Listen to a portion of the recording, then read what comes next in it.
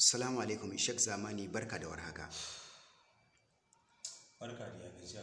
Lafiya alhamdulillah. Me za ka iya cewa game da postin ɗin Rahama Sadau da har wani ya zo ya yi mata wani mummunan comment wanda kuma duka Najeriya ko kuma ce duka duniya ta ɗauka take magana a kan shi?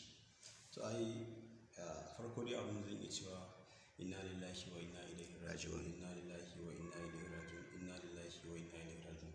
Domin idan musiba ta zo ta tattaso ta taro gaba ɗaya duniya ba abin da za ka sirri inna lillahi wa inna ilaihi raji'un.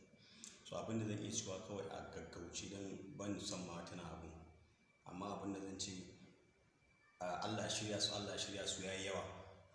Ni abin da zan yi faɗa ba zan ce Allah shirya ta ba, amma Allah shirya mu addini a al'ummar annabi gaba ɗaya. Allah shirya mu wanda ya fita daga hanyar annabi Muhammadu a kyale shi ya tafi dama ba shi da rabu, ko ba ka bane. Rahama Sadau kin ji an zagan mana annabi Muhammadu sallallahu alaihi wasallam.